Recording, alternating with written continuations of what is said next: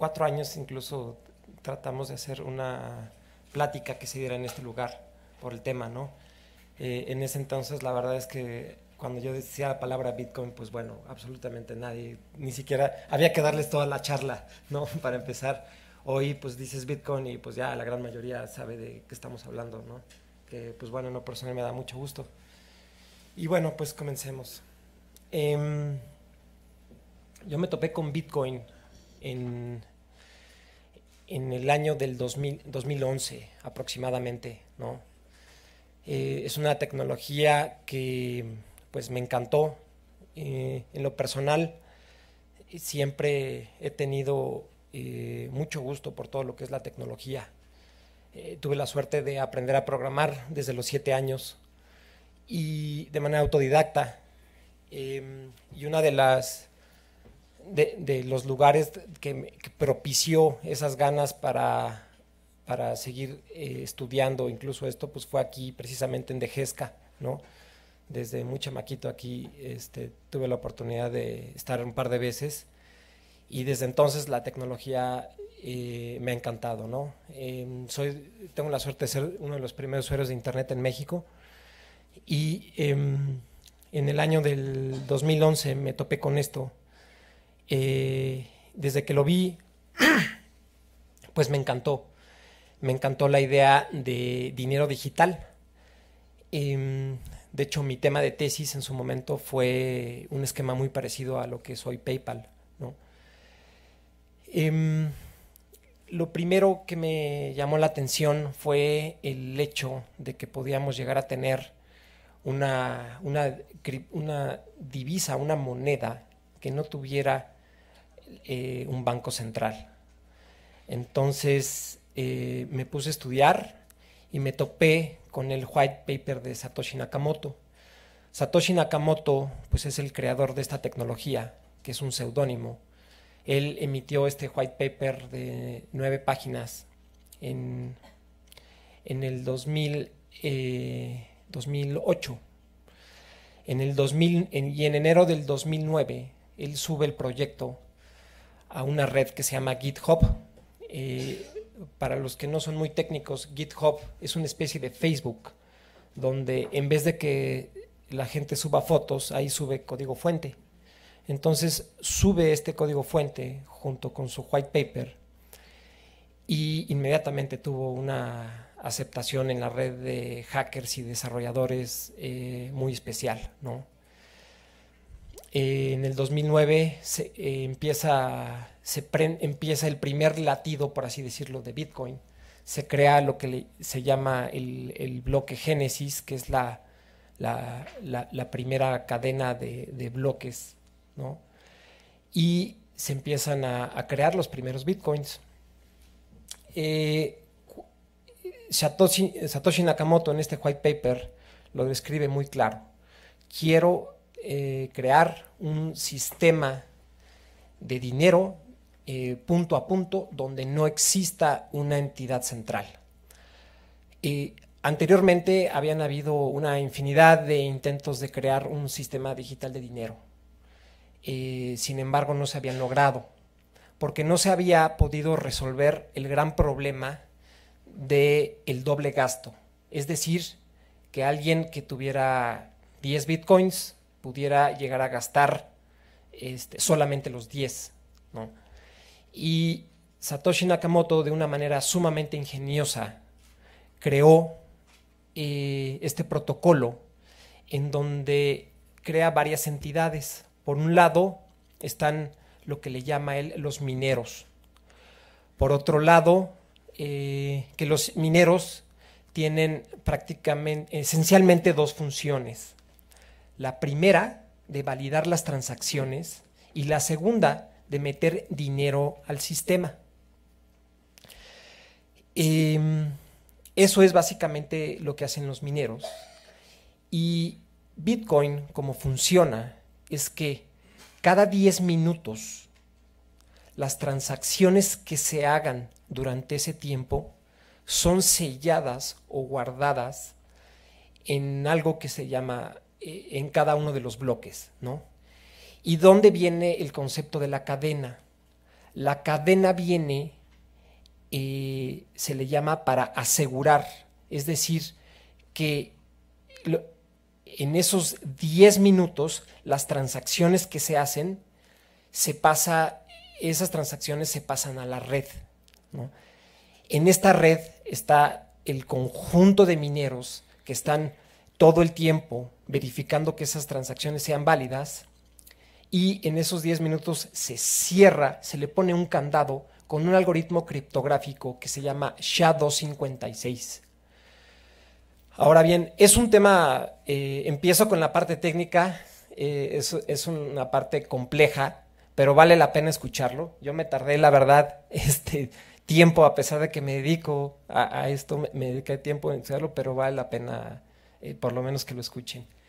Y en esos, una vez, este algoritmo criptográfico en el cual está basado esta primera criptodivisa descentralizada, se llama SHA-256. ¿Qué es el SHA-256? El SHA-256 es un algoritmo que nos permite identificar de manera única cualquier objeto digital, ¿no? En este caso, todo este bloque de transacciones. Detrás del SHA-256 estamos hablando de que está el número 2 elevado a la 256ava.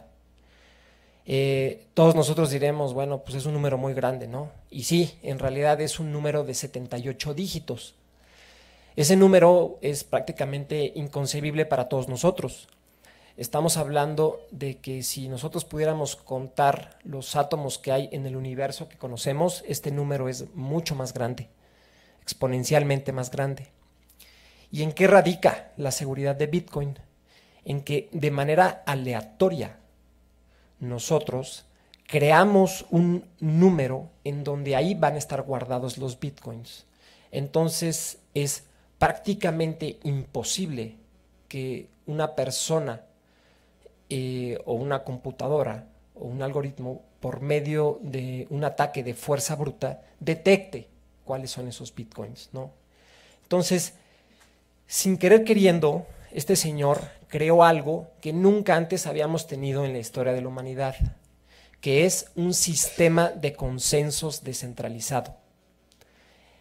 Esto no existía y es un parteaguas, ¿no? Porque a partir de ese momento, cuando yo pude entender lo que hacía esa tecnología, me di cuenta que tiene el potencial de transformar más nuestras vidas de lo que lo hizo el propio Internet, ¿no? ¿Y por qué? Si nosotros empezamos a aplicar esta tecnología muy curiosa, no nada más como para mandar un valor, sino, por ejemplo, lo aplicamos en sistemas de votación, resulta que por primera vez podríamos llegar a tener un sistema de votación transparente y prácticamente inviolable, ¿no? Si nosotros aplicamos esta tecnología al sistema burocrático actual de, por ejemplo, un notario, ¿qué es lo que hace un notario? Un notario recibe unos documentos, da fe de que se hizo una operación, correcto, lo firma y lo pasa, ¿no? En un sistema burocrático, el que quieran, incluso un pago de impuestos, todo se trata de eso, de sistemas de confianza basados en una caja negra que pues debería todos confiamos en que las cosas suceden. Si aplicamos este sistema de cadena de bloques a todas estas operaciones, pues no nada más tenemos un sistema de confianza, sino tenemos un sistema de certeza, la certeza matemática de que algo sucedió. Por lo tanto, trasladamos un sistema de confianza y le quitamos el sistema de confianza a personas y se lo delegamos a un algoritmo matemático prácticamente incorruptible, ¿no? Entonces, es ahí donde viene esta trascendencia de la cual yo les comento que tiene el potencial de transformar más nuestras vidas de lo que lo hizo el propio Internet, ¿no? Hablar del Bitcoin desde el punto de vista económico, pues bueno, es algo que pues nunca antes habíamos tenido. Se habla mucho de que Bitcoin es una burbuja, de que es una tecnología, de que si ya reventó, etcétera. Quienes llevamos en esto del Bitcoin ya algunos años, este tipo, por ejemplo, esta caída que hubo en las primeras semanas del año, pues eso lo hemos vivido 6 veces, ¿no? Incluso a veces hasta cosas más dramáticas. Recuerdo bien cuando el Bitcoin de llegar a costar $30 volvió a un precio de 30 centavos, ¿no? ¿Y cómo fue que nació y que se le dio el precio? Pues es algo muy curioso, ¿no?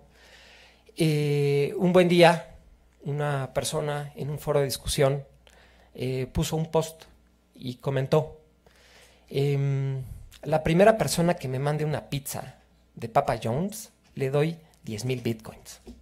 Y hubo un valiente que dijo, bueno, pues yo le disparo la pizza, la pido online, se la mando a su casa y vengan mis 10,000 bitcoins, ¿no? Y así fue. O sea, ahí nació ese valor. Porque hay algo muy importante que nos da Bitcoin que nunca antes habíamos tenido desde el punto de vista tecnológico y digital, que se crea la escasez digital. Eso no lo habíamos tenido. Nosotros estamos acostumbrados, y habíamos estado acostumbrados, a que cualquier cosa que se digitaliza se puede copiar y se puede mandar por la red, ¿no? Pues les puedo decir que a la fecha no ha habido red que haya sido atacada más veces por tratar de copiar un Bitcoin. Y hasta ahorita no lo han podido lograr. Y o sea, es prácticamente imposible que se logre, ¿no? Entonces, ese concepto nace, escasez digital, ¿no? Y, pues bueno, así nació, se le dio un precio al Bitcoin.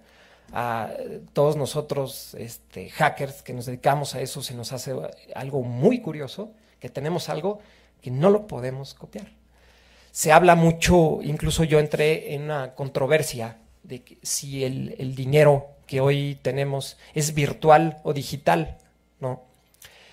Desde mi punto de vista y después de la creación de Bitcoin, yo clasifico a las criptodivisas como dinero digital y a todo lo demás como dinero virtual, por varias razones. Entre ellas, por ejemplo, bueno, ustedes, aquí seguramente muchos economistas,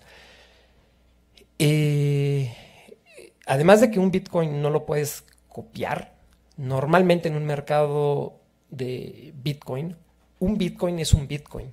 Si yo voy a una casa de cambio y cambio un Bitcoin, no le estoy dando una copia de un activo, como sucede con los bancos, ¿no? Si el día de hoy todos los mexicanos sacamos nuestro dinero del banco, pues ¿qué pasa? Pues ni siquiera, no existe ese dinero, es irreal, ¿no? ¿Por qué? Porque pues los bancos pueden hacer algo que todos nosotros si lo hacemos, pues nos meten a la cárcel, que es vender dinero que no existe, ¿no? En Bitcoin no sucede eso. Es un sistema, por lo mismo que es un bien escaso, es un sistema, provoca un sistema deflacionario. Y provoca un sistema deflacionario también porque hay una cantidad limitada de Bitcoins. Los Bitcoins, la máxima cantidad de Bitcoins que van a haber son 21 millones de Bitcoins. Más allá de eso no va a haber, ¿no? Y los Bitcoins, como se los comentó anteriormente, pero vale la pena repetirlo porque son conceptos complicados, se crean en el momento que se validan las transacciones. Entonces, por un lado, tenemos a los mineros, que son gente que presta su equipo de cómputo para validar que esas transacciones sean reales, y en recompensa la red les da estos bitcoins, ¿no? Así es como Satoshi Nakamoto creó la introducción del dinero al sistema, ¿no? Un sistema muy ingenioso porque todos quieren hacer minería y al mismo tiempo al estar haciendo minería para tener recompensa de bitcoins, están provocando que esta red siga creciendo y siga funcionando y operando. Ahora bien, Bitcoin pues no es la única criptodivisa y no es la mejor. Después de que se creó Bitcoin hay una cantidad de criptomonedas tremenda, ¿no? Ha sido un boom espectacular. Hay monedas mucho más eficientes que Bitcoin, hay monedas mucho más rápidas. Sin embargo, Bitcoin fue la primera. Y es la más ineficiente. Un ejemplo de esto es, si yo ahorita, el día de hoy, le quiero mandar un Bitcoin a alguien, el costo de comisión es muy alto, ¿no? Apenas hace 3 días envié unos cuantos Bitcoins a una casa de cambio y tardó cerca de 12 horas en que llegaran esos Bitcoins y el costo de esa transacción fue de $15. ¿Por qué sucede eso? Hoy por hoy, la cantidad de personas que están utilizando la red de Bitcoin ha explotado y la red está saturada. Sin embargo, hay propuestas muy ingeniosas para poder que nuevamente la red de Bitcoin sea lo que fue hace algunos años y que no vuelvan a existir este tipo de cuellos de botellas. Hace algunos años a mí me tocaba ver operaciones por cientos de millones de dólares de un continente a otro a un costo, una fracción del costo, ¿no? Una de las grandes maravillas de lo que es Bitcoin y de las cosas que en lo personal me gustan mucho es que abre la puerta a un sistema de micropagos que nunca habíamos tenido. Bitcoin te permite enviar 1 centavo de peso si quieres, ¿no? Cosa que sería inviable en cualquier sistema tradicional. Otra característica muy importante es que el libro contable donde se registran todas las operaciones de Bitcoin está abierto a que cualquier persona lo pueda llegar a revisar, ¿no? Entonces, esto lo hace rastreable, pero al mismo tiempo es anónimo. Bitcoin es anónimo, pero es rastreable, ¿no? Entonces, nos permite una serie de aplicaciones, como les comentaba, que nunca habíamos tenido, ¿no? Un caso de uso muy específico que me gusta mucho comentar es una persona en Durango que hace un tiempo él quería abrir una tienda de abarrotes, ¿no? Digo, por métodos tradicionales, esta persona fue a pedir dinero al banco y pues, como ustedes saben, 64% de las personas de este país pues no tienen cuenta de banco. Por supuesto, no le fue aceptado el crédito y decidió recurrir a una plataforma de préstamos en Bitcoin que hay. Pues esta persona subió su proyecto, recibió fondeos de lugares pues increíbles, recibió $10 de Australia, $20 de Sudáfrica y así. El caso es que esta persona pudo llegar a abrir su tienda de abarrotes en ese entonces, pagó el dinero con sus respectivos intereses a todas las personas y hoy por hoy esta persona tiene 7 tiendas de abarrotes, ¿no? Y se fue fondeado con esta tecnología. Son ese tipo de cosas donde yo veo a Bitcoin que hacen algo pues que nada más ningún otro mecanismo en ese entonces lo podía hacer, ¿no? Otro caso de uso muy específico es una persona que requería de hacer pagos a proveedores en la India, ¿no? Para él poder pagar a India, sus pagos llegaban a tardar incluso hasta 3 días en poder llegar a su destino, con un costo de comisiones, comenta él, a veces hasta de un 15% o en algunos casos hasta de un 20%, ¿no? A través de Bitcoin y con casas de cambio aquí en México que hay, esta operación llega a tardar horas, con un costo de comisiones extremadamente bajo, ¿no?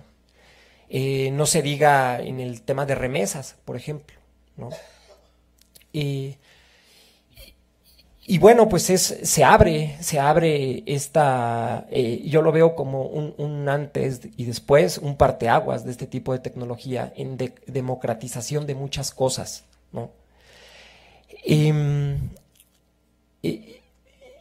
Digo, un caso también, yo me di cuenta, yo vivo en Zacatecas, vivo en una cabaña sustentable, en un bosque ahí, y mis vecinos es un ejido, ¿no?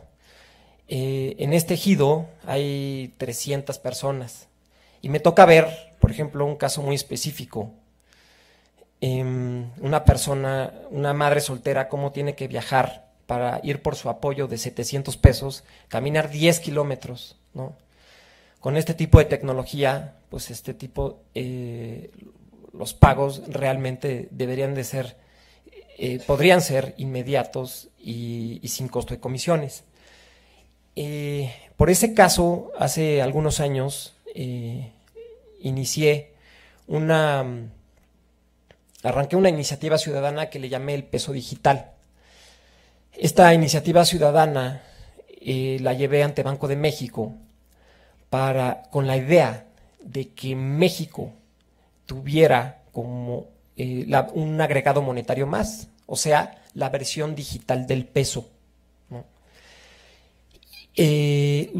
Mucha gente en su momento me decía, pero pues ¿para qué? Pues ya existe el SPEI, ¿no? Pero bueno, volvemos a lo mismo, ¿no? 64% de las personas no tienen cuenta bancaria. Si México tuviera una entidad, utilizar esta tecnología, esta cadena de bloques, y que tuviera un sustento, un peso legal, pudiéramos llegar a tener aplicaciones verdaderamente increíbles, ¿no? Un ejemplo de esto, por ejemplo, sería, podríamos llegar muy fácilmente a la utopía de cualquier sistema fiscal, que es el impuesto único, ¿no? Como de hecho alguna vez en su época aquí en México lo tuvimos, ¿no? Cuando existían el timbrado, pero de manera digital. Y es aquí donde se abre la puerta y las posibilidades a temas de emprendimiento, temas de fintech, por supuesto, ¿no? Donde oportunidades increíbles. Por ejemplo, en el caso específico del impuesto único, podríamos en algún momento dado, con esta tecnología, que vuelvo a repetir, ya existe y antes no, podríamos desde algún dispositivo electrónico hacer un pago de lo que yo quisiera, digamos con pesos digitales, y en ese mismo instante se podría estar cobrando 1 o 2% de carga tributaria, y la tecnología permite tal transparencia que pudiéramos llegar a ver a qué cuenta se va ese dinero, ¿no?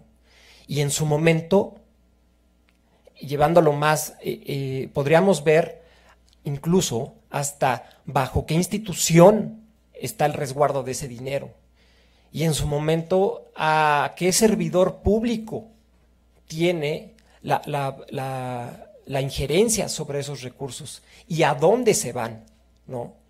Entonces, a ese nivel, ¿no? Incluso me topé con un proyecto muy interesante en Argentina,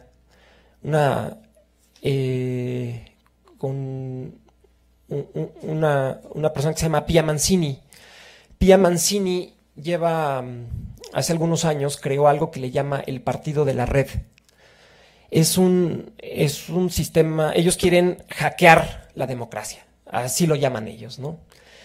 Y han llegado a ganar algunos puestos populares y han hecho cosas muy interesantes, ¿no?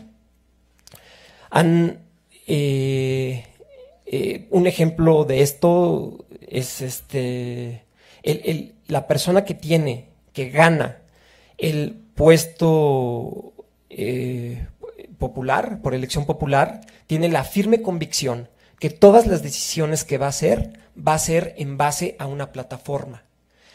Entonces, ¿a qué voy con esto? Un ejemplo que, bueno, ella misma me lo dio.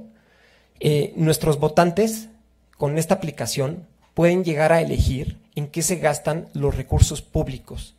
Nosotros publicamos ahí y les damos las opciones. Por ejemplo, tenemos tanto para alcantarillado, a qué se le da prioridad, alcantarillado o alumbrado, y la gente vota, ¿no? Las nuevas generaciones estamos acostumbrados a votar todo el tiempo, ¿no? Vemos una foto en Facebook, un like o no like, es un sistema de votación. Si nos topamos con la facilidad con la que se puede llegar a dar un voto, ¿no? Podemos aplicar este tipo de tecnología y de hecho comentamos que en algún momento dado va a llegar el día, o por qué no podemos llegar al día en el que no tenemos por qué esperarnos 6 años a que una persona siga en ese mismo puesto. ¿Qué sucede si durante cierto periodo de tiempo todos vemos que de plano pues esa persona está tomando malas decisiones y le retiramos el voto, ¿no? Entonces, este tipo de cosas se comienzan ya a gestar. De hecho, hay un movimiento anárquico, de anarquistas sumamente fuerte, ¿no? Que están apoyando, no solo apoyando, sino fueron los principales impulsores de Bitcoin, y ya están creando, literalmente están creando ciudades ya con este tipo de sistemas, ¿no? Y curiosamente, todo este gran grupo de anarquismo y de criptoanarquistas se juntan todos los años en Acapulco, ¿no? Y ahí andan, y me sorprende mucho, debido a que muchos de ellos arrancaron cuando Bitcoin pues valía literalmente centavos o unos cuantos dólares. Hoy por hoy tienen una capacidad económica impresionante, ¿no? Y están haciendo unas cosas sumamente disruptivas e interesantes. Y bueno, pues es un mundo, todo lo que está sucediendo en el mundo de las criptodivisas. Las primeras charlas que yo daba hace algunos años, pues nos juntábamos 15 personas, 20 personas, y hoy por hoy voy a las charlas, son 4,000 personas, ¿no? Todos los bancos, todos han invertido, han hecho inversiones importantes en este tipo de tecnología. Y pues va creciendo de manera exponencial, ¿no? Se habla mucho, les comentaba, de que pues Bitcoin es una burbuja. Lo que desde mi punto de vista yo veo como que Bitcoin es una tecnología, y sí se han creado burbujas, desde luego en Bitcoin, la acabamos de ver, ¿no? Un Bitcoin a $20,000 y a los días siguientes tiene una caída del 30-40%, ¿no? Pues eso es una burbuja, ¿no? Y principalmente creado por dos cosas. Finalmente acaba reducido en el precio y en un mercado. Al mercado, buena parte del mercado, lo mueven dos cosas: la avaricia y el miedo. Y bueno, es por eso que vemos este tipo de fluctuaciones tan fuertes, que haciendo una recapitulación de los últimos años, en porcentaje, este tipo de fluctuación que ha tenido Bitcoin cada vez es menor, mucho menor, ¿no? Hay estimaciones de que el Bitcoin va a poder llegar a valer en el corto plazo cerca de $100,000, ¿no? Y en fin, pues bueno, cualquiera puede decir esas estimaciones, ¿no? Pues no, nos va a tocar verlo seguramente, si eso va a ser o no. Y bueno, hay otras tecnologías muy muy importantes que vienen detrás de Bitcoin impulsando. Una de ellas es Ethereum, que propone el tema de contratos inteligentes. Otra de ellas, otra tecnología muy importante que me gusta, otros proyectos, por ejemplo, es Cardano. Cardano también propone la parte de contratos inteligentes. Otra más es IOTA, ¿no? Golem, por ejemplo, ¿no? Por ejemplo, para que me entiendan alguna explicación, les voy a platicar de lo que es Golem. Golem es una tecnología, es una cadena de bloques donde los incentivos no son validar transacciones, sino es prestar tu equipo de cómputo. De tal forma que si yo, como investigador científico, requiero hacer proyecciones en equipo de supercómputo, en vez de ir y rentar un equipo de supercómputo que me va a costar, que muchas veces son muy restringidos para instituciones de investigación, yo voy a la red, aviento mis algoritmos, todas las personas que están conectadas en esa misma red resuelven en conjunto este tipo de ecuaciones matemáticas y a una fracción del costo. Entonces yo pago por resolver de una manera muy granular solamente por resolver o por las horas y por los minutos, ¿no? Y todas las personas que están prestando este equipo de cómputo, pues son beneficiados con una criptodivisa, ¿no? Entonces son cosas que se pueden hacer que antes no se podían hacer.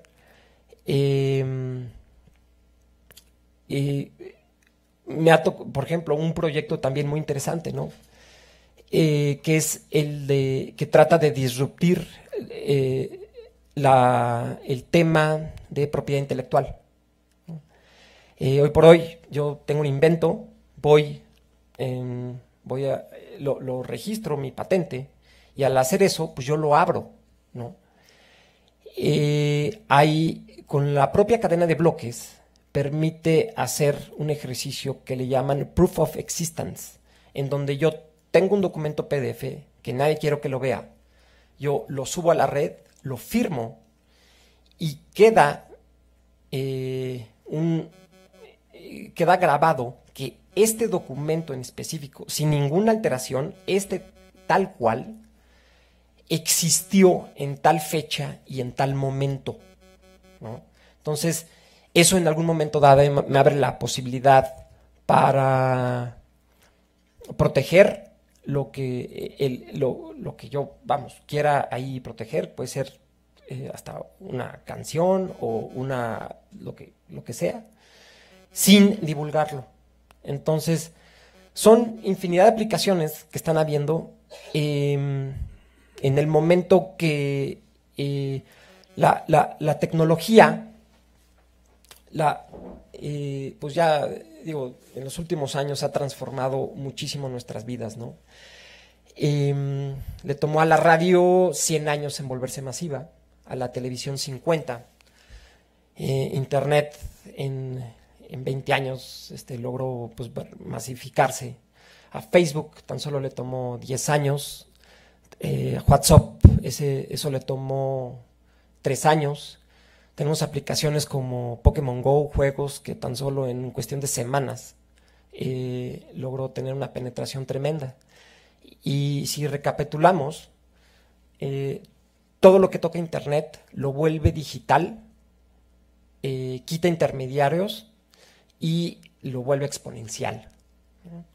Entonces, si hay algo que no había tocado, es al sector financiero. En el sector financiero se caracteriza por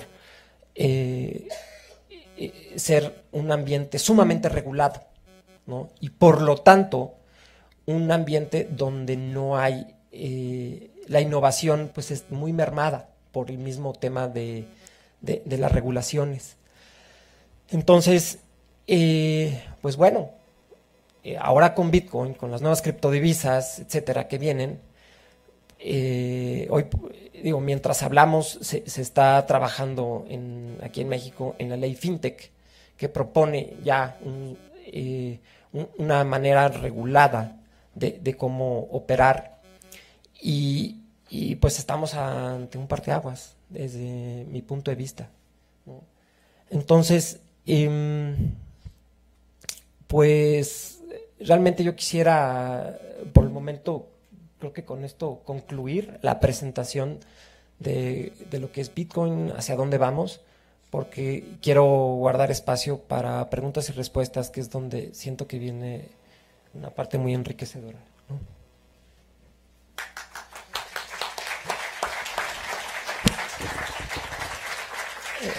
Muchas gracias, Luis Daniel. Les reitero que el evento fue justamente pensado que Luis Daniel nos pudiera dar ese parecer para más técnico realmente, para quitar un poco toda la perplexidad que existe alrededor del tema, pero al invitar a César para hacer el comentario es justamente tratar de conjugar la lectura de todas las potencialidades tecnológicas por detrás de las criptomonedas, pero a la vez la reflexión crítica sobre cómo eso trastoca la reflexión mismo sobre la naturaleza del dinero y el cotidiano de las operaciones financieras, ¿no?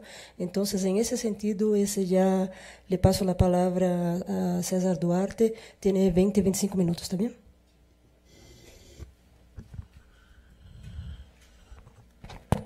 ¿Ahí me escuchan? Sí. Bueno, buenas tardes, creo ya, días casi. No sé cómo está. Bueno, la intención aquí es, justo como dice Mónica, hacer una reflexión más a partir más como economista, ¿no? Más a partir de la teoría económica.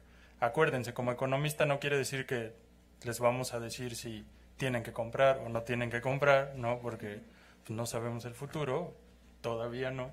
Entonces, más bien vamos a ver qué implicaciones puede tener. Entonces, y esta presentación está hecha más como, digamos, va a parecer que estoy pensando en voz alta, ¿no? ¿Por qué? Porque en realidad no tengo respuestas, no tengo muchas respuestas, porque, como bien nos decía Luis Daniel, es un fenómeno nuevo, que apenas, bueno, yo creo que apenas vamos a empezar a ver realmente qué implica y qué alcances puede llegar a tener, ¿no? Entonces, no sé cómo funciona esto. ¿Hacia allá? Ah, ok, perfecto. Ok, bueno, primero, ¿qué es el Bitcoin? Bueno, Luis Daniel ya nos lo explicó muy bien. Saqué estas dos definiciones, si podemos llamarle así, ¿no? Un poco para contrastar las ideas. La primera es de bitcoin.org, que es una red consensuada que permite un nuevo sistema de pago y una moneda completamente digital. Entonces, digamos, es una red. El Bitcoin no es tal cual la moneda o lo que pensamos el activo, sino que es una red que permite que exista este tipo de monedas, ¿no? Es la primera red entre pares de pago descentralizado, impulsado por sus usuarios sin una autoridad central o intermediarios, que ese es el punto clave, y desde un punto de vista de usuario, Bitcoin es como dinero para Internet, ¿no? Bitcoin puede ser el único sistema de contabilidad triple existente. Bien, pero Krugman, ¿no? Krugman sacó en su columna en el New York Times, sacó un artículo hace, me parece, un mes, donde es muy crítico del Bitcoin, ¿no? Y Krugman lo califica como es un activo que no tiene forma física, pues solo es un registro digital almacenado en computadoras, ¿no? Lo que diferencia a las criptomonedas de las cuentas bancarias regulares, que, como decía Luis Daniel, igual solo son un registro digital almacenado en una computadora, es que su existencia no se conserva en los servidores de una institución financiera específica, sino que son distribuidos en muchos lugares. Ese es el punto, o sea, no está centralizado. No tienes una institución, un intermediario que es el que le da validez o no a eso, sino que está totalmente descentralizado y la validez se da, podemos llamarlo socialmente, ¿no? Bien, entonces, partiendo de estas, ya no sé cuál apreté.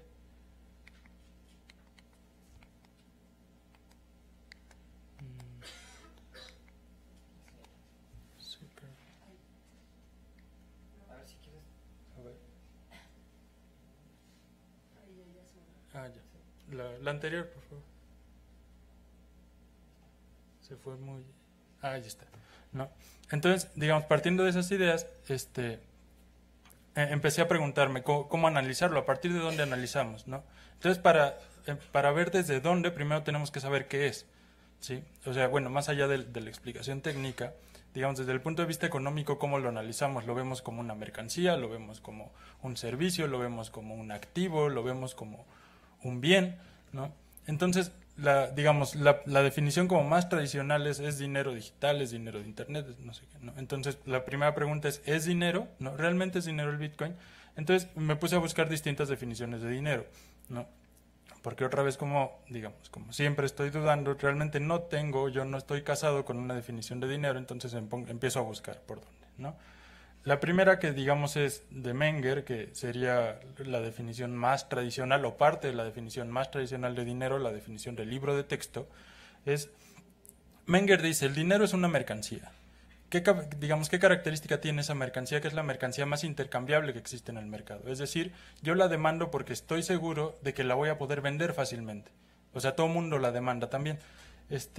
Y por lo tanto se convierte en un medio de intercambio general, ¿no? Entonces, bueno, Bitcoin no entra en esta definición. ¿Por qué? Porque cuando Menger habla de mercancía, habla de algo que tiene valor intrínseco por sí mismo, además de su uso como dinero. O sea, esa demanda no viene por ser dinero en sí mismo, sino por alguna otra función que cumple esa mercancía, ¿no? Knapp dice, bueno, el dinero es una criatura de la ley. Bueno, ahí ya así, de lejos Bitcoin no entra, de hecho Bitcoin intenta romper eso, ¿no? O sea, para Knapp el dinero es lo que el Estado, lo que la ley dice que es dinero, y eso puede ser cualquier cosa, lo que se le ocurra al Estado, pero tiene que haber un Estado, una institución central que diga, esto es dinero, ¿no? Bitcoin intenta romper con eso, quiere romper con eso. Keynes dice, el dinero es un nombre, ¿no? Que el dinero es el dinero de cuenta, que es aquello en que las deudas y los precios y el poder general de compra se expresa, y el dinero en sentido amplio del término solo puede existir en relación al dinero de cuenta. Entonces Keynes dice, el dinero son los pesos, las libras, los euros, que toman distintas formas. Pueden tomar la forma de una moneda, pueden tomar la forma de un billete, pueden tomar la forma de una transacción bancaria, pero al final lo que los hace, lo que hace común a todo eso es un nombre, ¿no? ¿Cuál es el punto aquí? Que Bitcoin todavía no entra en esa definición. ¿Por qué? Porque, digamos, para que ello ocurra, la gran mayoría de las mercancías o de los servicios o de las cosas que compramos tendría que estar expresado en Bitcoin. Y parece que más bien las cosas se siguen expresando en dólares, pesos, euros, no sé qué, y tenemos la tasa de cambio a Bitcoin, ¿no? Entonces, no entra acá, ¿sí? La última que les quiero comentar es de Friedman.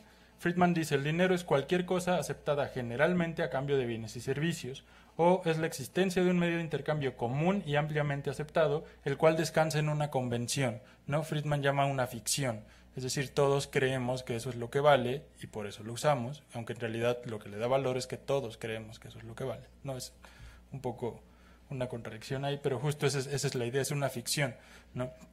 El punto aquí de estas dos definiciones es general, ¿no? Aceptada generalmente, como medio de intercambio general. Entonces, digamos, y lo que tienen casi todas estas es justamente esa idea, que es un medio de intercambio o una unidad de cuenta o lo que quieran, pero es general, es generalmente aceptado, ¿no? ¿Y eso cómo se construye? Bueno, eso no se construye fácilmente, ¿sí? Para Knapp eso se construye gracias a un Estado. El Estado es el que hace que se vuelva general, te obliga a que se vuelva general.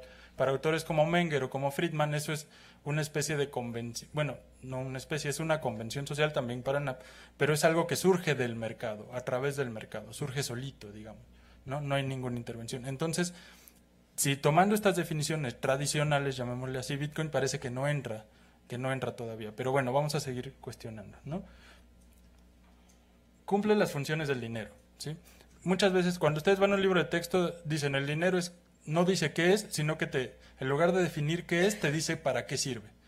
No te dice es un círculo de color dorado, no te dice el dinero es un medio de valor, bueno, es una reserva de valor, una unidad de cuenta y es un medio de intercambio, ¿no? En realidad son funciones, no definiciones. Pero bueno, vamos a ver si cumple esas funciones del dinero. Carstens hace poco dio una conferencia ya como flamante director del BIS, ¿no? Donde analizaba esta cuestión de las criptomonedas, ¿no? Entonces Carstens dice, mientras las criptomonedas pueden pretender ser monedas, no cumplen las definiciones del libro de texto básicas, ¿no? La mayoría estarían de acuerdo en que no funcionan como unidad de cuenta, sus valuaciones volátiles las hacen poco seguras para descansar en ellas como medio de pago común y como una reserva de valor estable, ¿no? Carstens dice, pues no cumple estas funciones, ¿no? La reserva de valor, justo, la alta volatilidad hace que hace difícil que se recurra al dinero como reserva de valor. O sea, lo que hace la abuelita que guarda las joyas como reserva de valor, que guarda el oro como reserva de valor, es difícil hacerlo con Bitcoin, justo porque es muy variable, ¿no? Así como puedes ganar, puedes perder, ¿no? Entonces, lo que decían, bueno, ahorita el oro ya es algo parecido, pero si ven los precios del oro también en el muy largo plazo tienden a ser estables, ¿no? Con Bitcoin todavía no sabemos qué va a pasar en el muy largo plazo, ¿no? En el contexto actual, la demanda es altamente especulativa. Eso quiere decir que, digamos, si yo ahorita compro bitcoins y en un mes puedo salir ganando 40% o puedo salir perdiendo 40%. Entonces, como reserva de valor, digamos, es una apuesta, ¿no? Unidad de cuenta, lo que comentábamos. O sea, normalmente se utiliza para, digamos, para ponerle precio a las cosas, pero en relación a otra divisa, ¿sí? Los precios están fijados en dólares, en euros, en pesos, en libras, lo que quieran, y luego lo transformamos a Bitcoin para ver cuánto cuesta en Bitcoins, ¿no? Entonces realmente no funciona como unidad de cuenta, y tal vez la función más general es que es un medio de pago, ¿sí? Krugman dice, en principio podemos efectuar pagos electrónicos con Bitcoins, sin embargo, para hacer pagos electrónicos también podemos utilizar tarjetas de débito, PayPal, así como otras plataformas, y resulta que los Bitcoins son un medio de pago lento, inadecuado y costoso, ¿no? Como les digo, Krugman no le gustan mucho los Bitcoins. En realidad no hay ninguna buena razón para utilizar Bitcoins en nuestras transacciones regulares, a menos que no queramos que nadie sepa qué compramos o vendemos, por lo que gran parte del uso real de Bitcoins se asocia con las drogas, el sexo y otros artículos del mercado negro, ¿no?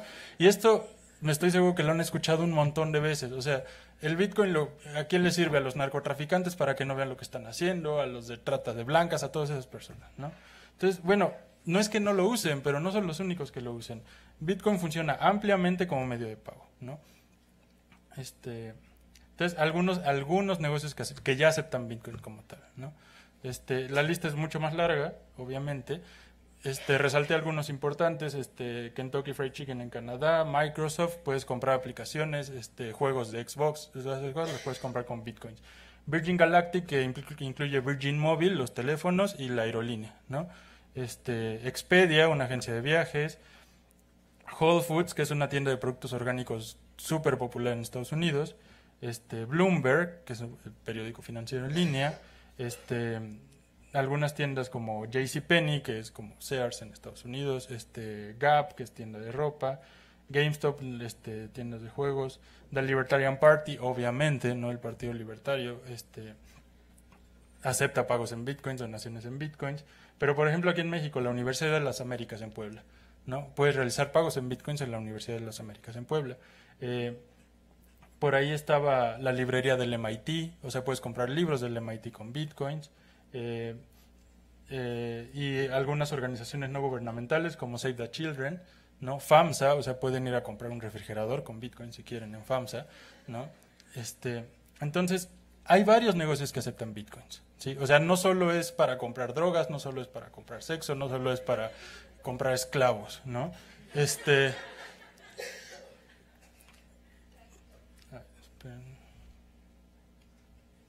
Pero, hay un pero, ¿no? Podemos usar un medio de pago que tiene un valor tan inestable, ¿no? Lo estoy pensando en un contexto actual. Estas son tasas de cambio anual. Tomé una fecha, la cotización de Bitcoin es diaria y agarré el 1 de enero, ¿por qué? Pues porque me dio flojera pensar en otro día, ¿no? Pero si vemos así en medio de los días, las variaciones son muy distintas, ¿no?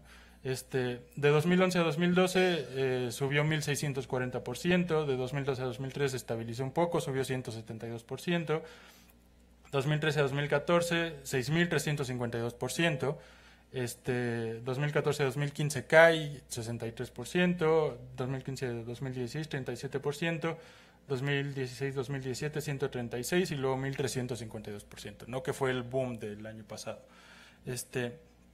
Como les decía, fue un número al azar, entonces, bueno, una fecha al azar, entonces,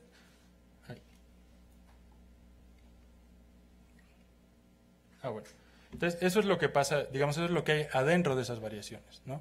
Como ven, es por ahí, o sea, el valor es muy bajo a partir de desde 2010. Bueno, durante todos esos años no se ve obviamente por la dimensión de la gráfica, sí hay ciertas variaciones, pero tiende a ser más estable, ¿no? En 2003 hay un primer boom muy importante, ¿no? Después cae, Después, en 2014, 2015, otra vez empieza a estabilizar y ya es el boom, el último boom muy fuerte, ¿no? Que aquí lo vemos más de cerca, ¿no? Lo que pasó el año pasado, ¿sí? Que teníamos un valor por ahí que empezamos como por $1,000, algo así, ¿no? Y a finales de año llegó a alcanzar casi los $19,000, los $20,000, ¿no? Y en enero cayó otra vez por ahí de los $8,000, algo así, y ahorita ya está como recuperando, pero ahí va, ¿no? Entonces, la pregunta es esa, ¿puede el dinero ser tan inestable? ¿No? Porque si lo pensamos como un activo, vemos esto, vemos la bolsa de valores y decimos, bueno, sí, capitalismo salvaje, ¿no? O sea, digo, no, nada nuevo bajo el sol. La gran diferencia aquí es que estamos pensando en dinero, o sea, en un instrumento que queremos usar como dinero, como medio de pago. Entonces, quise hacer una comparación con esto, ¿no? Es decir, de enero a febrero del año pasado, de enero del año pasado a febrero de este año, ¿sí? El 1 de enero empezamos con un precio de $1,000 por Bitcoin, ¿no? El 15 de julio teníamos $1,907 por Bitcoin. Para el 15 de diciembre teníamos $19,210 por Bitcoin. Y para el 6 de febrero teníamos $7,568.4 por Bitcoin. Esas son las tasas de cambio, ¿no? O sea, de enero a julio, 6 meses, 87% subió de valor. De julio a diciembre, otros 6 meses, subió 907%, ¿sí? Y luego de diciembre a febrero cayó 60%, ¿no? Bueno, yo me puse a pensar, ¿cuándo hemos visto eso con dinero? Bueno, la hiperinflación alemana, ¿sí? Entonces, en los 20s, en Alemania, bueno, ya saben la historia, si no, léanla, es muy interesante. De julio a octubre del 22, los marcos por dólar, es decir, un dólar costaba 74 marcos, para octubre costaba 482 marcos y para junio, un año después, costaba 16.677 marcos, ¿no? En realidad no es así, sino que este es un número índice que sacó Kindleberg, no sé qué, pero bueno, es un poco la idea, ¿no? Y aquí ven las tasas de cambio. Ahora, ¿qué pasaría si, digamos, aquí usáramos bitcoins y no pesos, ¿no? O sea, si todo estuviera evaluado en bitcoins, no sé qué, no sé qué. Bueno, esto sería un proceso deflacionario fuertísimo, así, impresionante. O sea, no tienen ni idea. O sea, estaríamos ahorita corriendo por todos lados buscando qué comer. Sí, sería una locura, ¿no? Es decir, el dinero no puede tener un valor tan inestable. No puede, ese es un gran problema y ese es el gran problema que, digamos, ha buscado resolver la teoría monetaria desde siempre. Bueno, sí, desde siempre. ¿Cómo hacemos que el valor del dinero sea estable? ¿Sí? Para eso surgieron los bancos centrales, para hacer que el valor del dinero sea estable. Bueno, además de otras cuestiones políticas y cosas así, ¿no? Pero digamos en términos muy sencillos, esa es su función, ¿sí? Otra vez siguiendo a Krugman, los bitcoins perdieron cerca del 40% de su valor durante las últimas 6 semanas. Esto lo escribí en enero. Si el bitcoin fuera una moneda real, esa reducción sería equivalente a una tasa de inflación de alrededor del 8,000% anual, ¿sí? O sea, 8,000% anual es... Las cosas tienen un precio en la mañana y tienen otro precio en la tarde y tienen otro precio el otro día, ¿sí? Y esas diferencias son notables. Entonces se vuelve en un pánico por comprar. Si ahora fuera de una deflación, se vuelve en un pánico por vender, ¿sí? Y no se pueden hacer planeaciones. Si el Bitcoin fuera la moneda de circulación general, habría provocado un proceso hiperdeflacionario seguido de un proceso inflacionario. Si le preguntan a cualquier keynesiano, la deflación es lo peor que puede pasar. Si le preguntan a cualquier economista, la deflación es lo peor que pueden encontrar en el mundo. ¿Por qué? Porque la deflación genera incertidumbre, genera muchísima incertidumbre, entonces ya no hay ninguna posibilidad de inversión. O sea, nadie está dispuesto a invertir en un entorno deflacionario. ¿Por qué? Porque en el momento en que compras, para cuando acabas el proceso de producción y vendes, tu mercancía ya no vale nada, ¿sí? El precio se fue al suelo, ¿sí? Entonces aumenta el peso de las deudas, cae la producción y hay desempleo. Eso es lo que pasó en la crisis de los 30 en Estados Unidos. Fue un proceso deflacionario que la deflación no fue tan alta como esta, ¿sí? Ahora bien, entonces, es dinero, pues no es una criatura de la ley, no es unidad de cuenta, no es reserva de valor, medio de pago, alta inestabilidad, el costo de transacción, lo que ya comentaba Luis Daniel, ¿no? Que se ha ido estabilizando, pero de igual, cuando fue toda esta inestabilidad en el precio, se inestabilizó mucho el costo de transacción, ¿no? Entonces llegó a ser muy alto, alcanzar los $35, por ejemplo, por transacción, que es alto. Y bueno, a diferencia del efectivo, que tiene un costo prácticamente nulo, por lo menos desde el punto de vista del consumidor, y para el que lo produce incluso genera una ganancia, ¿no? Es decir, para el que emite el dinero, obtiene una ganancia por la emisión de dinero, ¿sí? Entonces parece que se parece más a un commodity que al dinero, ¿no? Pero, bueno, vamos a pensar en eso. Entonces, ¿es un commodity?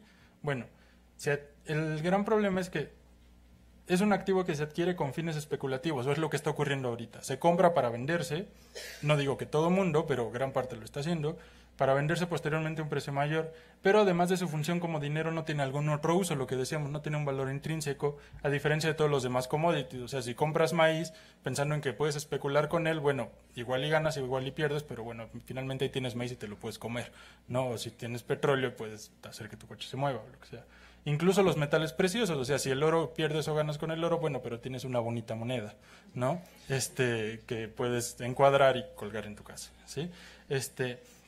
Entonces, Krugman dice, les falta una característica esencial, un vínculo con la realidad, no tiene ningún valor intrínseco, un activo cuyo precio es especulativo casi al 100% y por lo tanto de una volatilidad tremenda. Aquí Krugman está criticando, aunque bueno, un poco respondiéndole, el dinero fiat cumple exactamente esa definición, ¿sí? No tiene ningún valor intrínseco, ese billete que traen de 500 pesos en realidad vale 5 centavos, ¿sí? Como mercancía, no tiene ningún valor intrínseco, lo que le da valor es que dice Banco de México. ¿Sí? Y todos creemos que, como dice Banco de México, pues está bien, ¿sí? Entonces se reduce a una cuestión de confianza. Bueno, entonces, digamos, como les digo, esto es pensar en voz alta porque no llegamos a ninguna conclusión. ¿Es dinero? Pues tal vez sí, pero tal vez no. ¿Es un commodity? Pues me inclino más a que no, pero tal vez sí, ¿no? Pero bueno, dejando eso de lado, debe regularse entonces.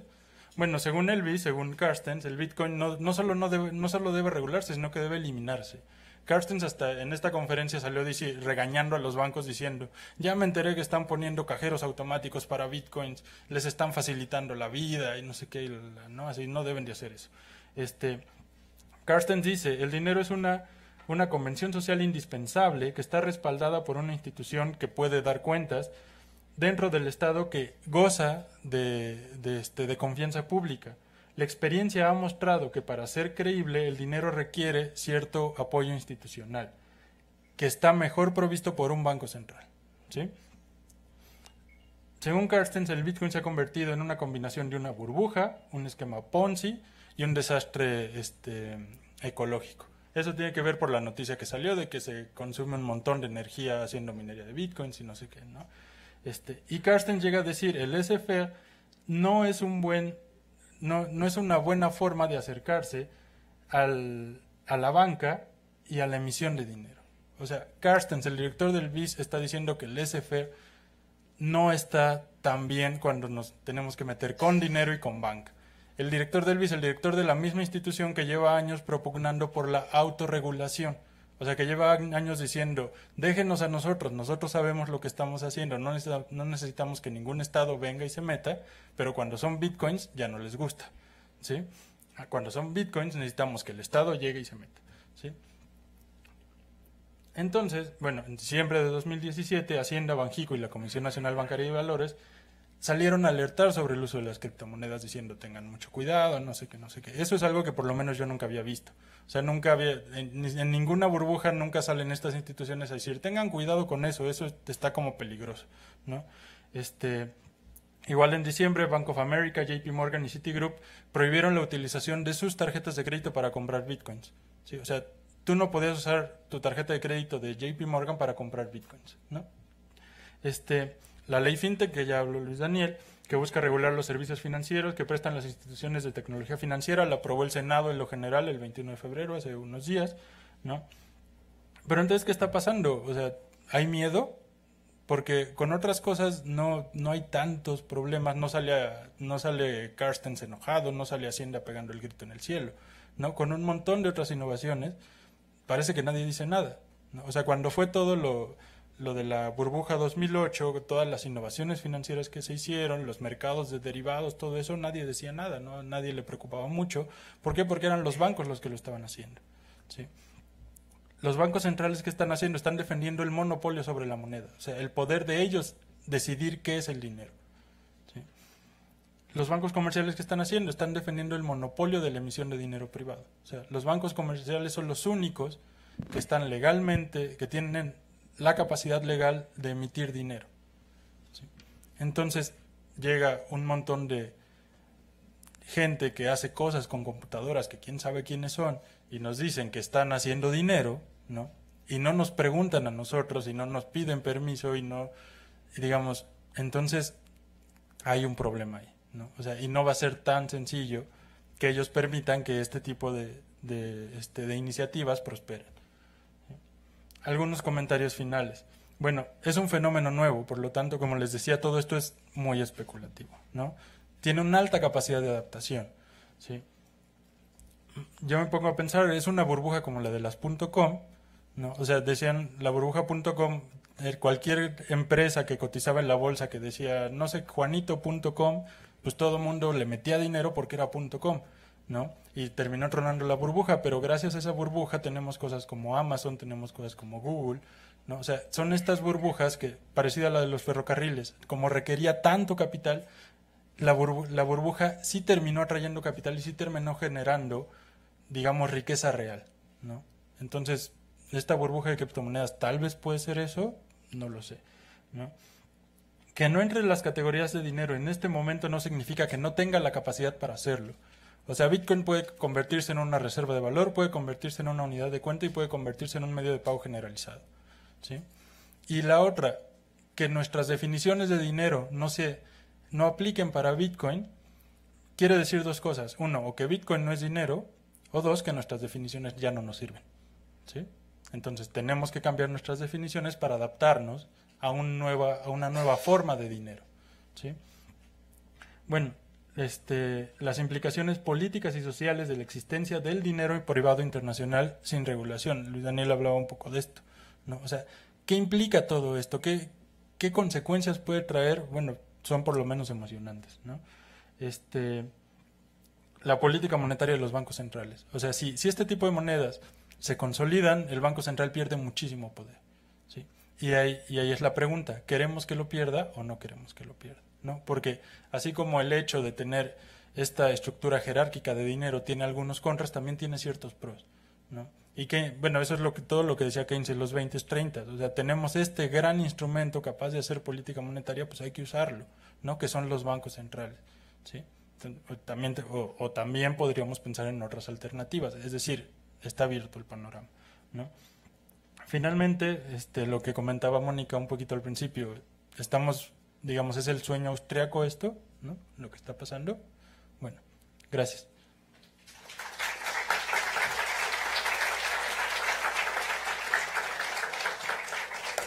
Muchas gracias César. Sí tenemos tiempo para algunas preguntas. ¿Qué les parece si hacemos, colectamos 3 preguntas y luego nuestros ponentes comentan y después un segundo round de 3 preguntas de nuevo? ¿Está bien? Por favor, traten de ser bastante concretos para que la mayor parte del público pueda participar. Aquí. Calma. 1, 2, 3. Aquí, ya. Segunda vuelta. Primeramente me gustaría preguntarle al doctor César Duarte o al profesor César Duarte, ¿de dónde saca el dato de que la ley FinTech se aprobó el 21 de febrero? Porque hasta donde yo tenía entendido todavía no la han aprobado los diputados y los senadores la aprobaron pero en diciembre. Y segundamente me gustaría preguntar al profesor Luis Daniel Beltrán sobre cómo funciona el protocolo, el algoritmo CHA-256. Y la segunda pregunta sería, ¿te dé más información sobre IOTA? O sea, más características y así. ¿Cómo funciona comparado con Bitcoin? Nada más. Ese aquí.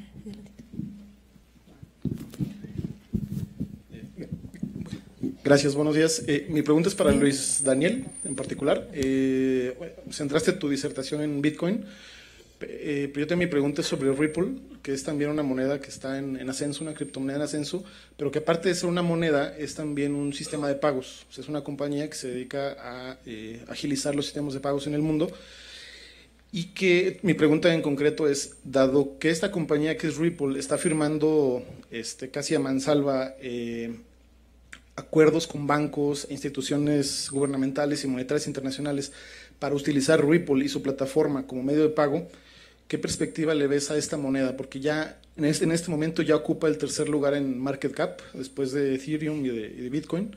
Después del rally alcista que hubo en diciembre, donde entiendo que fueron jaladas todas por Bitcoin, ¿qué perspectivas de crecimiento le ves al precio de esta moneda en particular o de este sistema de pagos? Que me parece a mí también muy interesante porque a diferencia de Bitcoin es cerrado, ¿no?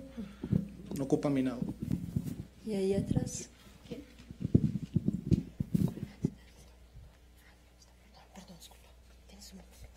Bueno, la pregunta también va para Luis Beltrán y principalmente, ¿hay posibilidad de que una persona física cree su criptomoneda? ¿Cómo lo hace? ¿Y a qué instituciones puedo acudir para poder comprar criptomonedas? Gracias. ¿Les parece si se aprovecho de una vez y agarro la segunda vuelta de preguntas y les paso nada más? ¿O ya? Está bien, vamos, entonces vamos ya. 3 minutitos, 4 minutitos para cada uno. Lo de la ley FinTech, el 21 de febrero, en diciembre la aprobó la Cámara de Diputados en lo general, el 21 de febrero la aprobó la Cámara de Senadores en lo general, ¿no? Entonces todavía falta que la manden de regreso y la discusión en lo particular y así, o sea, pero digamos va en proceso, todavía no es que ya esté aprobada y ya salió en el diario oficial, sino que está el proceso todavía. Nada más. La pregunta sobre IOTA, ¿verdad? Por aquí arrancamos. IOTA no es un blockchain como tal, utiliza algo que se llama Tangle. Es muchísimo más eficiente, no requiere minería, está hecho desde sus inicios para escalar, a diferencia de Bitcoin. Y bueno, es una propuesta, a mí me parece fabulosa, ¿no? IOTA. Está diseñada sobre todo para Internet de las Cosas. Hay varios, por ejemplo, está Volkswagen apoyando el proyecto, vicepresidente de Volkswagen está dentro del comité, Bosch está apoyando también el proyecto, o sea, tiene una perspectiva muy, muy impresionante. Después, la siguiente pregunta, hablamos sobre Ripple, ¿no? Ripple, conozco el proyecto desde sus inicios, conozco a los que crearon Ripple, ¿no? Estuve muy de cerca, de hecho aquí tenemos ahí un fan con la camiseta, ¿no? Me parece, en lo personal, no, de hecho en el mundo de las criptodivisas no se ve como que muy bonito Ripple, ¿no? Es como que el patito feo. Sin embargo, debo de reconocer que todas los acuerdos que está teniendo y que tiene con todas las instituciones financieras, ningún otro lo tiene, ¿no? Lo veo como muy viable, es eficiente. HBC, por ejemplo, muchos de sus procesos internos ya los hace a través de Ripple, ¿no? Y tú puedes mandar, a través de la red de Ripple, mandas bitcoins. Con aprovechas lo mejor de los dos mundos, ¿no? Con la eficiencia de lo que no... De mandar un activo digital de manera inmediata, sin el costo de la comisión tan grande, ¿no? Tiene una perspectiva muy importante. En lo personal, yo solamente la utilizo para especular, la verdad, Ripple, ¿no? Sobre todo, bueno, hablando en general del precio de todas las criptodivisas, la historia me ha dicho que después de este pico que tuvimos, tendrá que haber otra burbuja, ¿no? Otra burbuja, y eso, desde mi perspectiva, haciendo un análisis técnico del precio, yo veo que eso se va a dar en algunos años más, ¿no?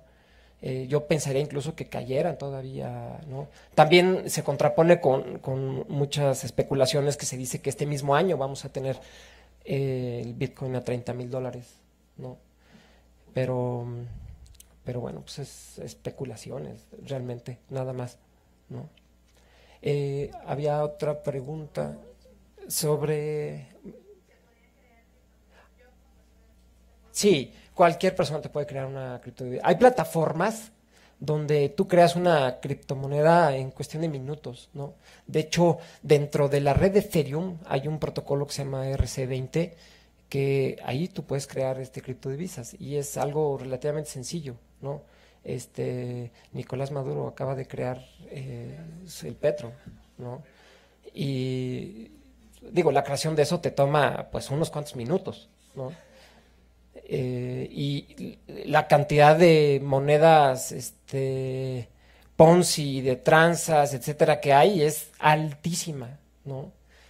Ya no hubo oportunidad de hablar sobre lo que son los ICOs, pero también es algo sumamente innovador que se está dando. Nunca antes habíamos tenido ese tipo de cosas, ¿no? Pero pues ahí se crean los tokens, etcétera, ¿no? Yo veo un panorama en donde quizá en un momento dado tú vayas a comer a un restaurante, te gusta, y si quieres en ese instante puedes llegar a invertir y comprar acciones de ese restaurante, ¿no? Y todo el proceso que normalmente tardaba años, tardaba meses, etcétera, lo puedes llegar a hacer de una manera muy sencilla, ¿no? No sé cómo, qué tanto tiempo de preguntas y respuestas. Ah, ya no, cambié mi vuelo. Sí. Sí. Sí. Sí. Mira, una de las cosas que me gusta de esta tecnología es que abre oportunidades que nunca antes la habíamos tenido. Por ejemplo, llevamos en todo lo que es tecnología, Silicon Valley, etcétera, prácticamente 20 años donde no hay un nuevo unicornio. O sea, no hay un nuevo Facebook, no hay un nuevo Google, etcétera. Y desde cierto punto de vista yo lo veo que pues, ya son monopolios que están devorando cualquier tipo de innovación que hay. Hay algún proyecto nuevo, innovador, lo compran y lo hacen más grande, ¿no? Y por otro lado, tenemos algo que se llaman las ICOs. Normalmente cuando una empresa se quiere fondear e ir a bolsa y hacerse pública, pasa por un procedimiento muy costoso, tardado, que se le llama un IPO, que saca su oferta inicial pública. En el momento que se hace IPO, pues tú ya puedes llegar y comprar esa acción en bolsa. En el mundo de las criptodivisas, existe eso mismo, pues se le llama ICO, que significa Initial Coin Offering. Es decir, yo tengo un proyecto y quiero levantar capital, hago mi sitio, la gente me manda alguna criptodivisa, bitcoins, ethers, y un contrato inteligente, ¿no? Sobre todo sobre la plataforma Ethereum, les devuelve tokens, que sería el equivalente a una acción, ¿no? Me ha tocado ver, por ejemplo, en Zacatecas, cómo personas están entrando a este tipo de cultura de inversión, que aquí en México no la tenemos, ¿no? Países como Estados Unidos, el porcentaje de gente que invierte es altísimo. Están pudiendo hacer partícipes de proyectos que tienen el potencial de transformar de manera disruptiva muchas cosas, ¿no? Y pues son cosas que no se podían hacer antes, ¿no? Y hoy se pueden.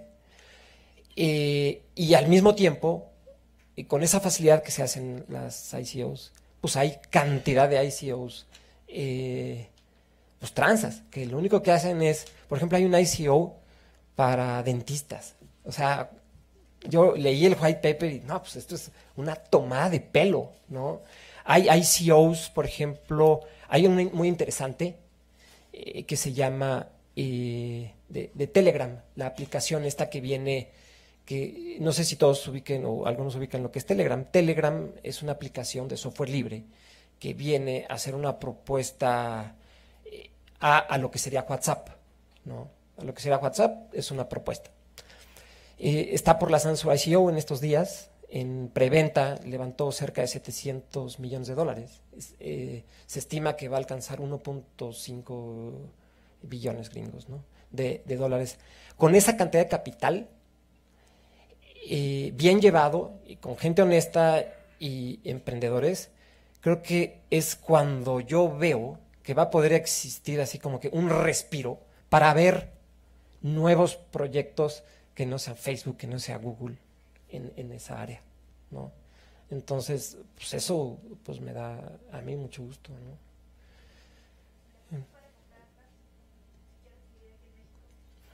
Pues es también la ventaja, ¿no? En México hay varias casas de cambio.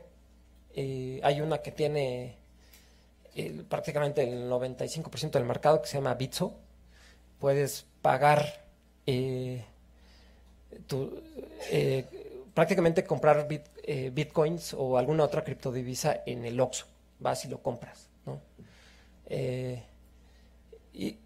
Y bueno, una vez que tienes tus bitcoins, pues ya, o sea, ahí pues tú ya los mueves, tú ya los inviertes, o más bien especulas en lo que tú quieras, ¿no?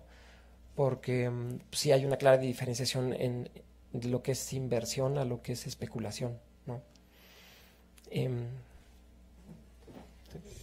Solo voy a recolectar dos preguntas aquí. Las salas de al lado que también están acompañando el evento también quieren preguntar, entonces sería una pregunta por cada sala.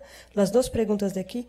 Luis Daniel hizo el favor de cambiar su velo, pero igual también me avisan que tenemos que desocupar el auditorio y las salas a la 1. Entonces, aún con la gentileza, seguimos apretaditos ahí de tiempo, ¿no? Aquí dos preguntas, por favor, allá y aquí. Los que levantaron la mano primero. Muy interesante. Y la pregunta para el que la quiera tomar, ¿creen que si los gobiernos o los bancos centrales toman una postura mucho más agresiva puedan romper este proyecto de las criptomonedas en general? Aquí para adelante, por favor.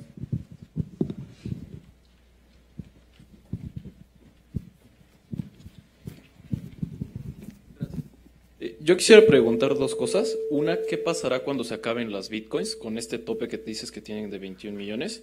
Y la otra, en unas conferencias de tecnología escuchaba que se habla de una tendencia a la estandarización de la blockchain. Quisiera saber su opinión al respecto de esto, si es posible, cómo se lograría, o si no, qué es lo que lo impediría. Gracias.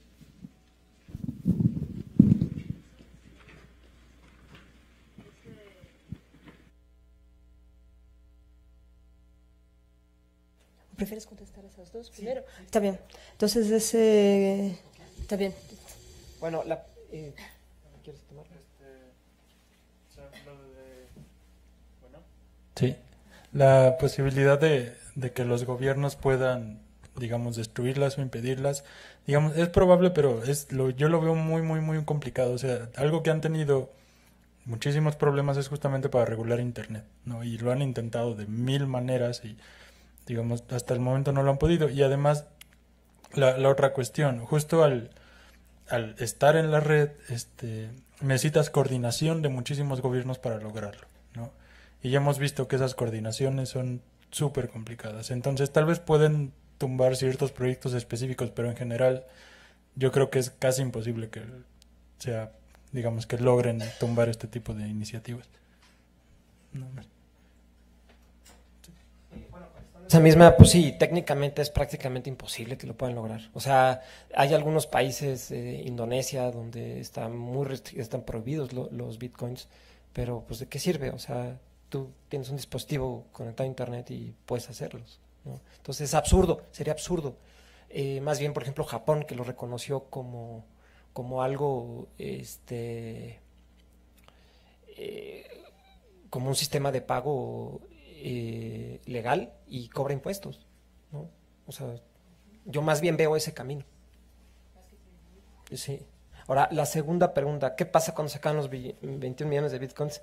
Pues yo también tengo esa duda, la verdad, ¿no? O sea, ¿qué va a pasar? Lo que sí les puedo decir es que estamos hablando de software, ¿no? Y el software, la red de Bitcoin, mientras haya un consenso, se puede upgradear, se puede cambiar.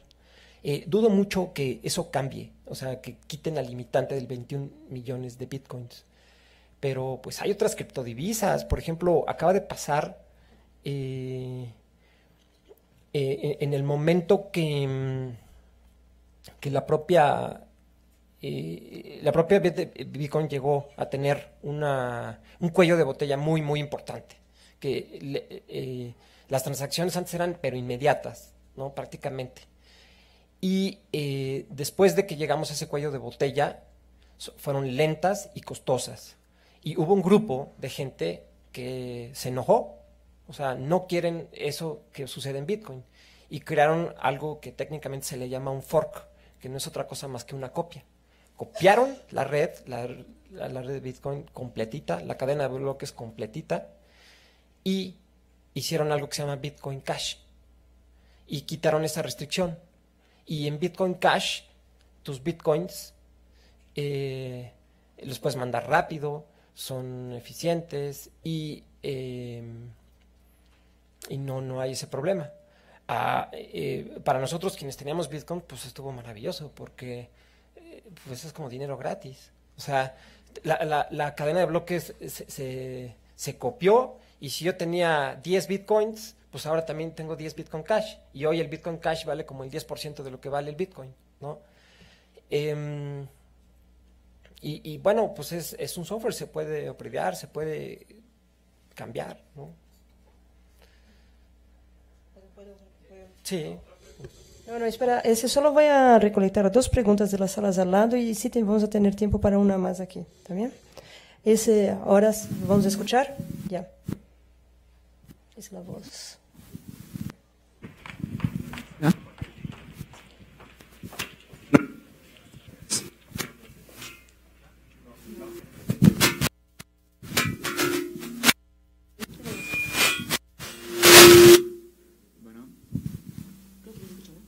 Bueno, ¿se escucha?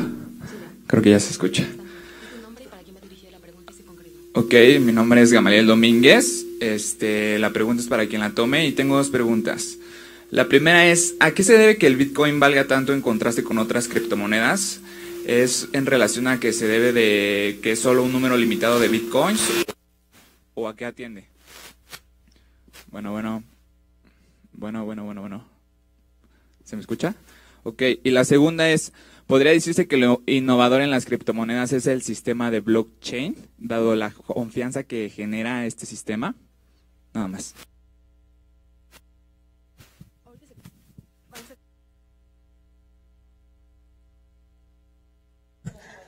Ok. ¿A qué se debe que cueste más? Pues yo creo que es la primera, es la que todo el mundo tiene en la cabeza. Si tú prendes Bloomberg, que yo lo tenemos ahí prácticamente todo el día prendido, pues a cada rato lo mencionan, ¿no? Y pues por eso realmente, o sea, la gente compra el Bitcoin precisamente por eso. Como les comentaba, hay otras y pues mejores, la verdad, o sea, técnicamente son mejores. ¿Cuál va a dominar? Pues yo comparo todo este tema de Bitcoin mucho con lo que sucedió en los inicios de Internet. Internet nació, bueno, el protocolo sobre el cual trabaja Internet se llama IP versión 4. Han habido esfuerzos tremendos por subir este protocolo a la versión 6 y hasta la fecha no se ha podido, ¿no? Porque todo el mundo sigue utilizando IPv4. Y recuerdo comentarios de gente que decían, por IPv4 nunca vas a poder mandar audio, videos, como se pretende, ¿no? Y sin embargo, pues ahí tenemos, o sea, todo eso. Y seguimos, o sea, fue la primera y pues se quedó. Y siento que así va a suceder, o sea, difícilmente va a poder llegar a una moneda que yo le veo el potencial que si acaso puede llegar a igualar es a Ethereum, ¿no? Ethereum y bueno, otra que me encanta también pues es Cardano. La pregunta de la otra sala, por favor.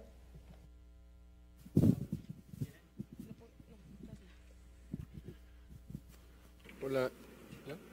¿Cuál es el otro sistema que mencionaste que es más ágil que que el sistema de blockchain?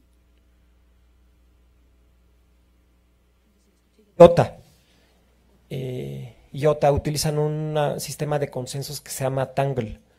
Está fantástico, la verdad, ¿no? Es muy, muy eficiente. No hay el costo energético que tenemos en Bitcoin. Y ahora bien, es importante aclarar y me gustaría mencionar que Bitcoin ya resolvió ese problema. Se creó algo que se llama Lightning Network. La Lightning Network tienes la capacidad de poder enviar Bitcoins de manera prácticamente inmediata, en el instante, a un costo de comisiones de el que tú quieras, ¿no? Pero puede ser normalmente son 15 satoshis, y 15 satoshis es pues nada, o sea, es ni siquiera un centavo de peso, es algo muy, muy, muy barato, ¿no? Las dos últimas preguntas aquí, al compañero que estaba desesperado por preguntar, y las tres últimas preguntas aquí van en cadena, ¿va? El micrófono, por favor.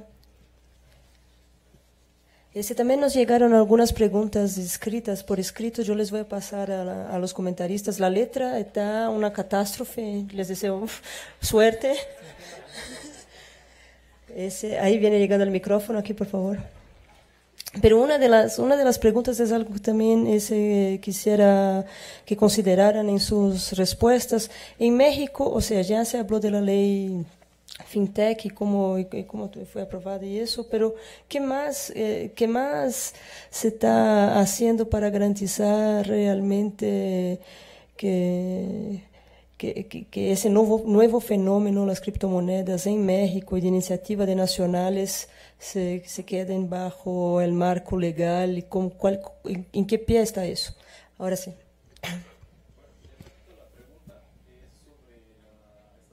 De la blockchain, si le ven perspectiva a este fenómeno o no, y por qué, o qué obstáculos habría, o qué ventajas tendría si se estandariza la blockchain. Gracias. Aquí atrás la señorita. A Luis Daniel Beltrán, en donde podemos tomar capacitación respecto de criptomonedas y todo lo que involucra FinTech. Y la segunda es, ¿cómo aplicaría dentro de el envío y pago de remesas a través de un transmisor de dinero todo esto de criptomonedas? La última pregunta, por favor.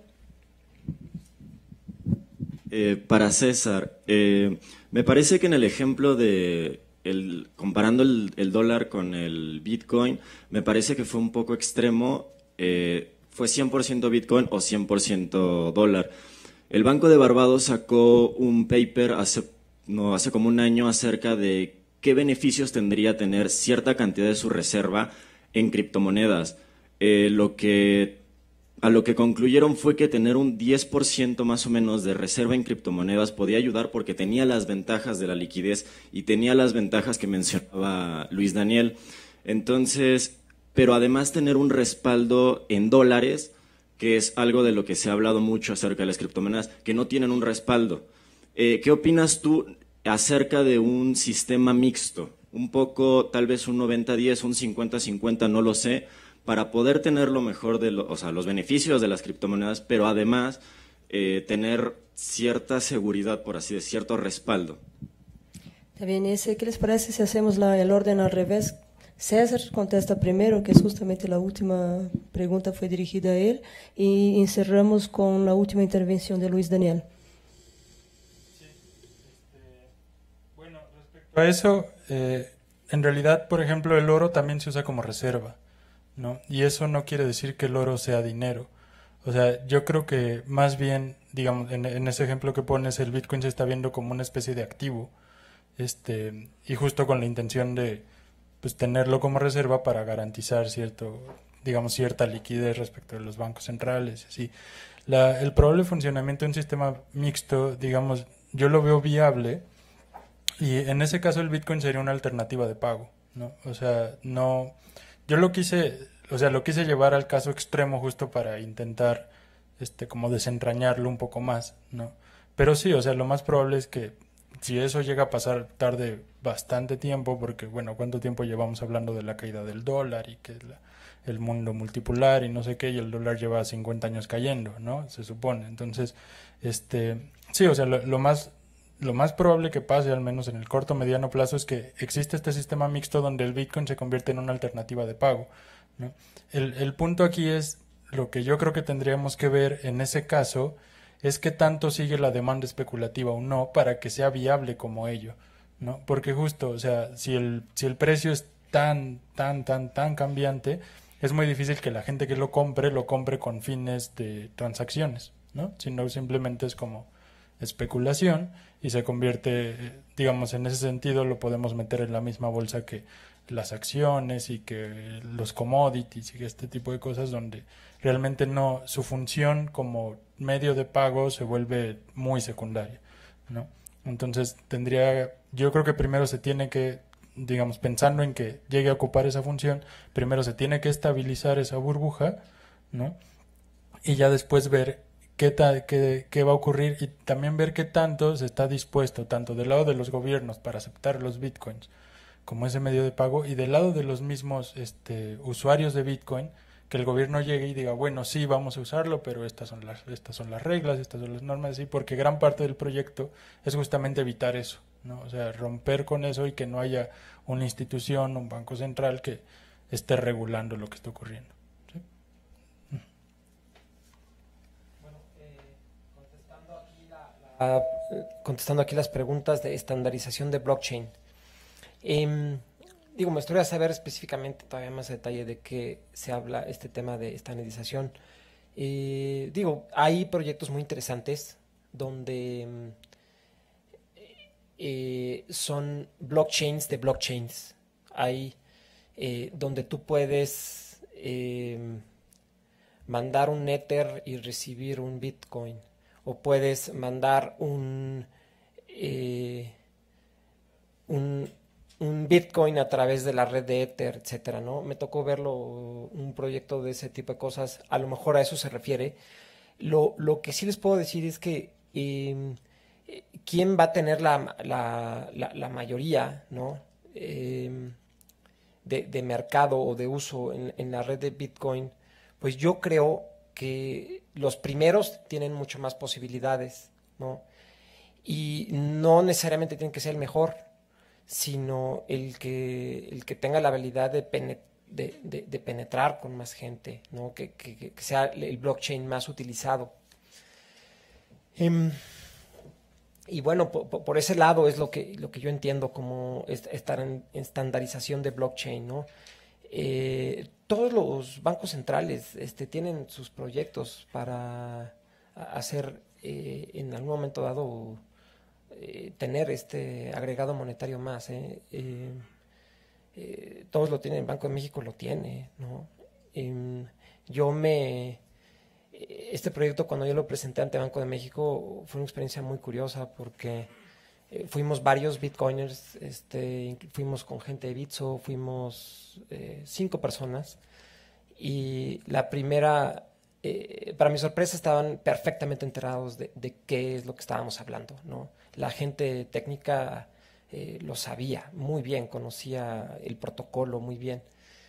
Pero el primer comentario que me llamó la atención es cuando la directora de sistema de pagos, dijo, no, hombre, o sea, pero ¿cómo andan en esto? O sea, Bitcoin va a durar 6 meses. No le doy 6 meses, ¿no? Eso era cuando tenía un capital de mercado de más o menos $2,000 millones, ¿no? Y hoy tiene, bueno, pues cerca como $500 millones, ¿no?